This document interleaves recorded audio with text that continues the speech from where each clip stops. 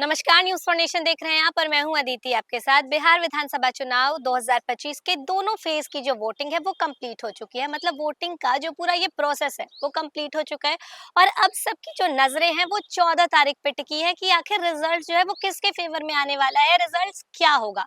जो होगा वो तो पता चल ही जाएगा। और ऐसे में इस बार की जहाँ तक मतदान की बात करें, वोटिंग भी इस बार बम्पर हुई है। जी हाँ, जैसे हम आपको बता दें कि वोटिंग परसेंटेज जो निकल के आया है वो 66.91% की जो वोटिंग है वो दर्ज की गई है। मतलब इस बार मतदाता जो थे वो काफी जागरूक थे, काफी अवेयरनेस थी उनमें वोटिंग को लेकर।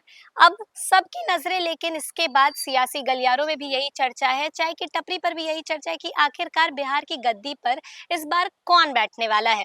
तो देखिए, बिहार विधानसभा चुनाव के दोनों चरण का मतदान जो है वो खत्म हो चुका है और अब पूरे राज्य की नजर 14 नवंबर पर टिकी है। इस बार रिकॉर्ड 66.91% मतदान जो है वो हुआ है, जो साफ बताता है कि जनता में चुनाव को लेकर जबरदस्त उत्साह रहा। मतदान खत्म होने के बाद जैसे ही एग्जिट पोल सामने आए, सियासी गलियारों में जो है वो हलचल तेज हो गई।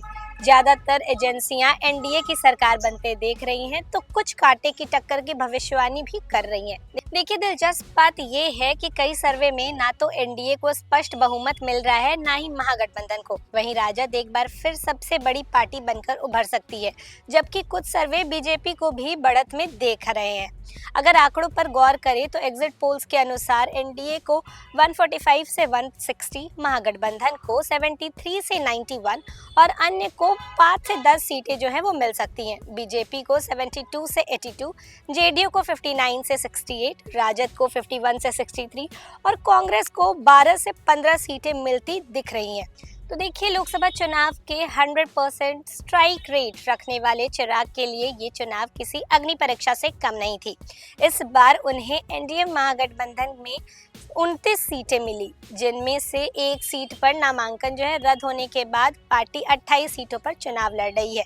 कई एजेंसियों के एग्जिट पोल्स बताते हैं कि चिराग की पार्टी का प्रदर्शन पिछले चुनाव से बेहतर रहेगा, लेकिन सीटों की संख्या उनकी उम्मीद से कम हो सकती है। जबकि एग्जिट पोल्स 12 से 14 सीटें उन्हें दे रहे हैं, जबकि कुछ सर्वे जैसे चाणक्य उन्हें 14 से 19 सीटें, पोल डायरी 12 से 16, टीआईएफ रिसर्च 12 से 14, पॉल स्ट्रीट 9 से 12 और मैक्ट्रीज IANS 7 से 9 सीटों का अनुमान जो है वो दे रही है। ये आंकड़े भले ही अलग अलग हो, लेकिन एक बात तय है कि चिराग की पार्टी इस बार मजबूती से उभरेगी। जरा सोचिए, 2020 में जब एलजेपी ने अकेले मैदान में उतरकर 135 सीटों पर किस्मत आजमाई थी, तो सिर्फ बेगूसराय से जीत मिली थी, लेकिन नुकसान सबसे ज्यादा जेडीयू को हुआ था।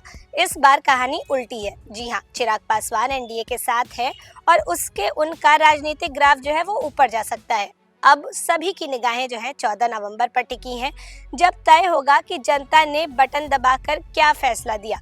क्या एनडीए फिर से लौट के सत्ता में आएगी या महागठबंधन पलटवार करेगा। एक बार तो तय है कि बिहार की सियासत में इस बार का परिणाम कई नए समीकरण जो है वो लिखने वाला है, क्योंकि यहाँ हर वोट एक कहानी कहता है और हर कहानी में राजनीतिक का दिल जो है वो धड़कता है। तो देखिए, बेसिकली सभी की जो निगाहें हैं वो 14 नवंबर पर टिकी हुई हैं कि रिजल्ट क्या आता है। क्या रिजल्ट एनडीए के फेवर में आएगा, जैसा कई एग्जिट पोल जो है वो अनुमान जता रहे हैं कि एनडीए की सरकार बदलेगी। और ऐसा अगर होगा, एनडीए की सरकार बनेगी और ऐसा अगर हुआ तो फिर राजद का क्या होगा। ये सभी सवालों का जवाब जो है वो 14 नवंबर को ही पता चलेगा। जो भी होगा हम आपको अपडेट करते रहेंगे।